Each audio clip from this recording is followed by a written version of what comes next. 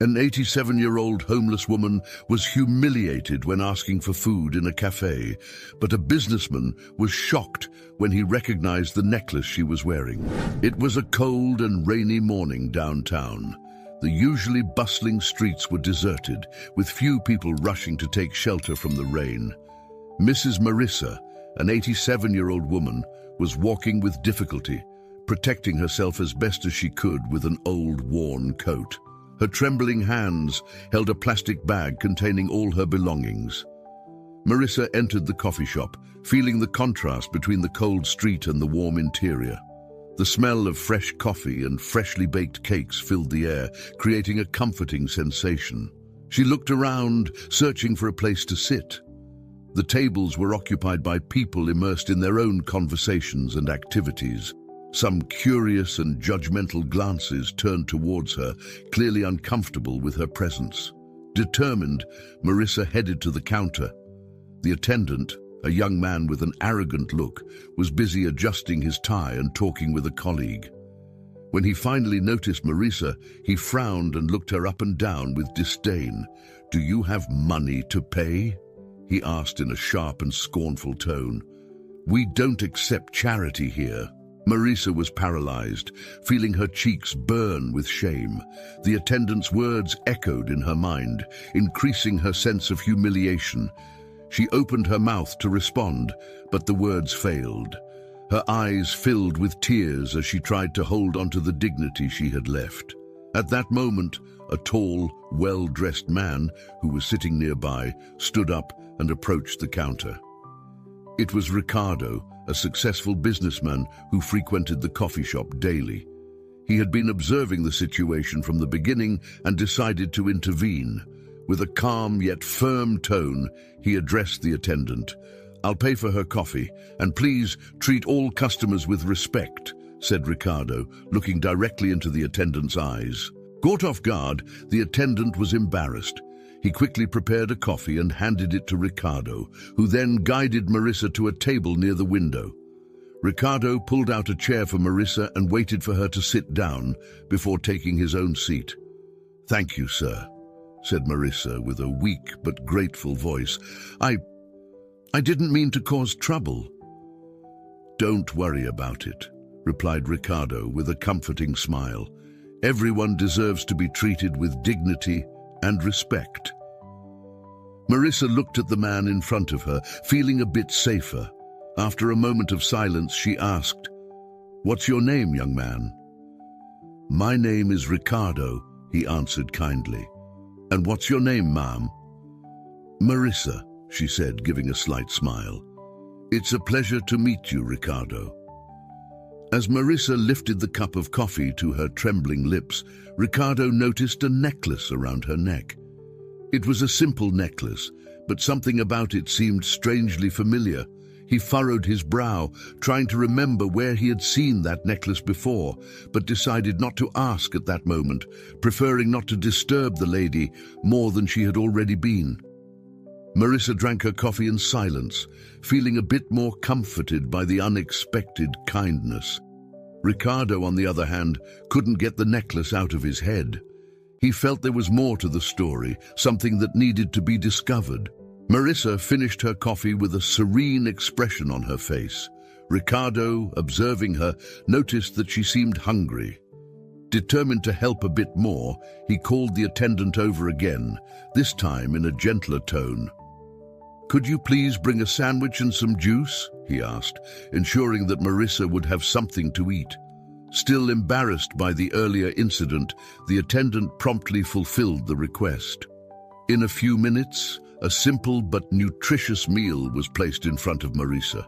She looked at Ricardo with eyes full of gratitude. "Thank you, Ricardo. You are very kind," said Marissa, beginning to eat slowly, savoring each bite. "There's no need to thank me," replied Ricardo with a smile. "I just want you to be well." As Marissa ate, they talked a bit more. Ricardo asked about how she was doing and how she had come to be in that situation. Marissa shared her story with a mix of sadness and resignation. "I didn't know what I would do today," she began, her voice trembling slightly. "I was very hungry, and you appeared like an angel in my life. I don't know how to thank you for that." Ricardo listened attentively, feeling a growing compassion for the woman. The necklace around her neck continued to intrigue his mind, but he didn't want to press her with questions at that moment. After finishing the meal, Marissa wiped her mouth with a napkin and smiled at Ricardo. "You can't imagine how much this meant to me. Thank you, truly," she said. "It was my pleasure to help," replied Ricardo sincerely. "I hope things improve for you, Marissa." Ricardo stood up, ready to go to work. Marissa also stood up, adjusting the plastic bag that carried her few belongings. "Take care, Marissa. I hope to see you again," said Ricardo, offering one last smile before leaving the coffee shop. Marissa waved in response, watching him leave. Ricardo walked towards his office, but his mind was filled with thoughts about the lady he had just met. Throughout the day, as he dealt with meetings and business decisions, the image of the necklace lingered in his mind. Later, when he arrived home, Ricardo sat down in his favorite chair, trying to relax after a long day of work. However, the image of Marissa and the necklace continued to haunt him. He knew there was something familiar about that necklace, something he couldn't quite place. Ricardo picked up an album of old photos, looking for any clue that might help him remember where he had seen that necklace before. The next day, Ricardo woke up with his mind still absorbed by the strange encounter with Marissa. Memories of the elderly woman and the necklace continued to swirl in his thoughts, like pieces of a puzzle he couldn't yet fit together. After getting dressed and having a quick breakfast, he decided to return to the coffee shop, hoping to find her there again. The walk to the coffee shop was marked by a mix of anxiety and curiosity. Upon entering, he was greeted by the usual aroma of fresh coffee and freshly baked cakes, but his mind was far from the morning routine. He sat at his usual table, ordered a coffee, and began to observe the people around him. While waiting for his coffee to be served, Ricardo distractedly looked out the window. That's when he saw her again. Marissa was outside, standing under the coffee shop's awning, trying to shield herself from the cold wind blowing down the street. She looked even more fragile than the day before, and Ricardo felt a tightness in his heart. He quickly stood up and went to the door. Opening it, he waved at Marissa with a warm smile. "Good morning, Mrs. Marissa," he said in a gentle voice. "Please come in. It's very cold out there." Marissa, surprised to see him again, smiled timidly and entered the coffee shop, accepting the invitation. Ricardo led her to the table where he was sitting and pulled out a chair for her. "Thank you, Ricardo," said Marissa with gratitude in her eyes. Ricardo gestured to the attendant, requesting another coffee. They sat in silence for a few moments, enjoying each other's company and the comforting warmth of the coffee shop. Although they didn't say much, there was a tacit understanding between them, a bond slowly forming. The silence between Ricardo and Marissa lingered for a few moments, filled only by the soft sounds of the coffee shop. Ricardo, still intrigued by the figure in front of him, decided to start a conversation. "Mrs. Marissa, if it's not too much trouble, I would like to know more about your story," he said in a welcoming tone. Marissa looked at Ricardo, noticing the genuine curiosity and compassion in his eyes. After a brief sigh, she began to speak, her voice laden with memories. "I was born in a small town in the countryside," she began, a slight nostalgic smile appearing on her lips. "I had a simple but happy childhood. My parents were farmers and worked hard to support us. We had little, but we were a close-knit family." Ricardo listened attentively as Marissa continued, describing her youth with affection. She talked about the fields where she played, the town's traditional festivals, and the friends she made over the years. "I remember the June festivals, when the whole town would come together to dance and celebrate," she said, her eyes sparkling as she reminisced.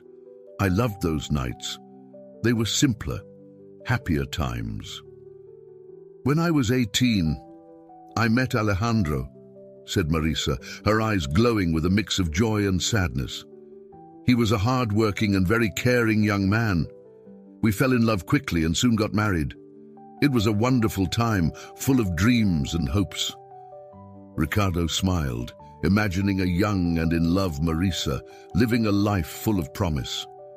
Marisa continued, telling about the early years of marriage when she and Alejandro worked hard to build a life together. Alejandro was a mason, and I sewed to help with the expenses, she explained. We worked hard and bought a small house. We lived modestly, but we were happy. We spent many years like that, supporting each other in everything. Marisa paused for a moment, her eyes distant, reliving the happy memories alongside her beloved. Ricardo remained silent, respecting the moment and allowing her to continue when she was ready. But, as life tends to do, challenges arose, she finally said with a deep sigh. Alejandro fell seriously ill a few years ago. It was a very difficult time. He was the pillar of our family, and seeing his health deteriorate was devastating. Marisa's voice trembled slightly as she spoke about the loss of her husband. Ricardo noticed the pain she still carried and felt deep respect for her resilience. We did everything we could, but unfortunately, he passed away, continued Marisa, sadness in her eyes. After Alejandro's death, things started to fall apart. Without him, it was hard to keep everything going. Every day was a struggle, but I tried to continue, clinging to the memories of the good times we spent together. Ricardo felt a wave of compassion rising within him. Marisa had faced so many hardships, yet she had found the strength to carry on. He knew there was more to her story, but he decided not to press her to talk about the necklace or the details of how she ended up on the street. Mrs. Marisa, your story is inspiring. Your strength and resilience are remarkable, said Ricardo sincerely. Thank you for sharing that with me. Marisa smiled, feeling valued and understood. The bond between them was strengthening with each moment, despite the unspoken words and untold stories. Ricardo found himself reflecting on his own life and the challenges he had faced. He felt a deep admiration for Marisa and a growing desire to help her. He knew that, in some way, fate had crossed their paths, and he was determined to make a difference in her life. After a moment of silence, Ricardo, still intrigued by the figure in front of him, decided to start the conversation again. Mrs. Marisa, if it's not too much trouble, I would like to know more about your story, he said in a welcoming tone. Marisa looked at Ricardo, noticing the genuine curiosity and compassion in his eyes. After a brief sigh, she began to speak, her voice laden with memories. After Alejandro passed away, things became very difficult, she began, her voice trembling. The bills started piling up. First it was the medical expenses, then the rent, food. It seemed like everything was falling apart at the same time. Ricardo listened attentively, feeling a tightness in his heart for Marisa. He could not imagine how difficult it must have been for her to handle all this alone. I did my best to keep everything in order, but each month the debts just kept growing, Marisa continued, looking at her aged hands. Before I knew it, the bank was taking my house. I lost everything, Ricardo. All my belongings, my security, my home, everything was gone. She paused, taking a deep breath before continuing. During that time, my daughter was a great help at home. She was a strong and determined young woman, and she did everything she could to support us, said Marisa, her eyes shining with a mix of pride and sadness. But 3 years after Alejandro's death, my daughter fell gravely ill. I did everything I could to take care of her, but the disease was too strong. Ricardo felt a lump in his throat as he heard this. The loss of her husband was already devastating, but losing a daughter shortly afterward was an unimaginable pain. My daughter was the light of my life, Ricardo, Marisa continued, her voice choked with emotion. This necklace is the only thing I have left of her. It's my most precious memory. She was everything to me, and losing her was like losing a part of myself. Ricardo was shocked by Marissa's story. His mind was filled with confused and painful thoughts, but one question stood above all. Who was Marissa's daughter? He needed to know. Gathering courage, he asked with a trembling voice, "Mrs. Marissa, if it's not too much trouble, could you tell me your daughter's name?" Marissa sighed deeply before responding. "Her name was Sophia," she said with a glint in her eyes that reflected both love and pain. Sophia was a wonderful young woman, full of life and dreams. Ricardo felt his heart race. The name echoed in his mind, bringing up memories he had deeply stored away. Trying to remain calm, he asked more about the necklace. "This necklace, you mentioned it is a precious keepsake. Does it have any special significance?" Marissa nodded, gently touching the necklace around her neck. "This necklace opens," she explained. "Inside it, there's a small picture of Sophia. It's one of the few things I have left of her." Ricardo, feeling a mix of hope and dread, hesitantly asked, "Could you show me the picture, please?" Marissa looked at Ricardo, sensing the urgency in his voice. With trembling hands, she opened the necklace and revealed the small photo inside. Ricardo stared intently at the image, and the world around him seemed to stop. There was Sophia, with that radiant smile he knew so well. He began to tremble, and tears started to stream down his face. "Sophia," he murmured, his voice choked with emotion. "Sophia Rodriguez." Marissa, astonished, looked at Ricardo with wide eyes. Yes, she responded quickly. "Rodriguez was Alejandro's surname that Sophia carried. Did you know my daughter?" Ricardo began to weep intensely, the pain and longing he had stored for so long finally being released. "Sophia," he repeated, struggling to find the right words. "I gave her that necklace. I was dating Sophia. This necklace was the first and only gift I managed to give her." Marissa was shocked, her world spinning with the revelation. She looked at Ricardo in disbelief. "No, it can't be," she said, her voice trembling. "Is this real? How is this possible?" Ricardo, still crying, looked at Marissa with profound sadness in his eyes. "I'm so sorry, Mrs. Marissa," he said, his voice choked with emotion. "I couldn't attend Sophia's funeral. That very week, I was on a business trip in another country. When I found out about Sophia's death, I couldn't return in time for a last goodbye." Marissa felt a wave of sadness and compassion for Ricardo. She knew what it was like to lose someone so important and saw that he also carried a heavy burden. "We were planning," Ricardo continued, his voice broken by emotion, "for me to meet you, Marissa. Sophia wanted me to meet her mother to approve our relationship since her father had died a few years ago." Marissa looked at Ricardo, recognizing the sincerity in his words. She tried to absorb the magnitude of what she had just heard. Ricardo and Sophia were in love, planning a future together, and now he was before her, carrying the same sorrow. "My daughter was the light of my life, Ricardo," she said, her voice choked with emotion. "This necklace is the only thing I have left of her. It's my most precious keepsake. She was everything to me, and losing her was like losing a part of myself." Ricardo looked at Marissa, understanding the depth of her pain. Tears rolled down his face as he processed the impact of the revelation.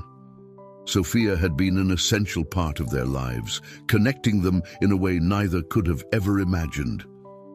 Silence took over the coffee shop as the two processed the revelation.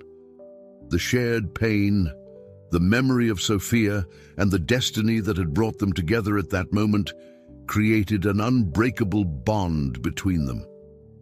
Ricardo knew he needed to do something to help Marissa. The story of Sophia, the pain they shared, and the inexplicable connection he felt with Marissa drove him to take concrete action. Ricardo, still in tears, looked at Marissa with increasing determination. He knew he couldn't let the situation continue as it was. "I can't let this continue, Mrs. Marissa," he said, his voice still choked with emotion. "I can't see you suffer like this. I need to do something." Marissa looked at him with eyes full of surprise and confusion, trying to understand what he was about to say. "You know," continued Ricardo, wiping away the tears, "since Sophia's death, I've never dated anyone else. And I won't. What I felt for her, I'll never feel for anyone else. She was unique, irreplaceable." He paused, taking a deep breath to calm his emotions. "I live alone in a large apartment. It's warm and comfortable. Money has never been a problem for me. My parents, who have passed away, left me a successful company, and I've always had everything I needed, except Sophia. And now you, Marissa, are the only thing that can bring me back to the memories of the happy times I spent with her." Marissa was silent, absorbing every word. She felt the weight of Ricardo's emotions and the sincerity in his request. "I ask you to come live with me in my apartment," said Ricardo, his voice filled with hope and sincerity. "You will be like a mother to me after all. You are the mother of the woman of my life." Marissa hesitated. The idea was overwhelming. She never imagined that someone would care so much as to offer something like this.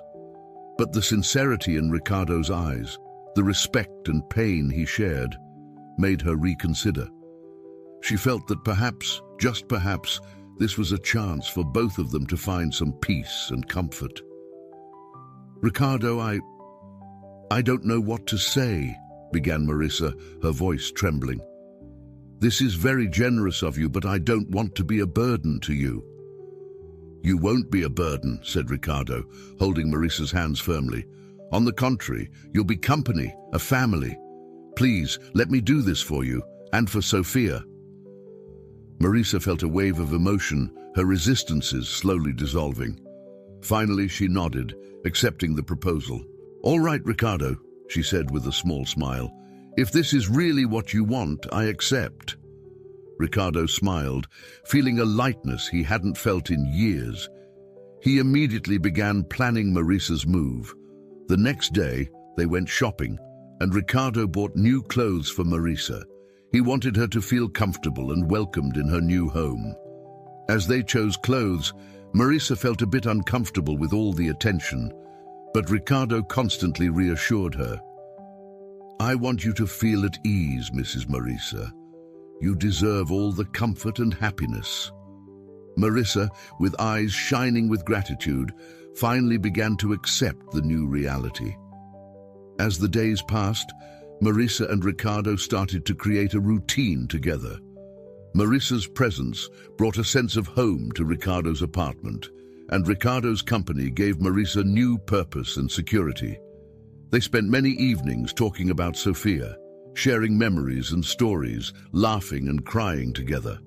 The bond between them strengthened, transforming their pain into a new type of family. Hope you enjoyed the story. Please subscribe to the channel and leave a comment about what you thought of the story. A big hug, and see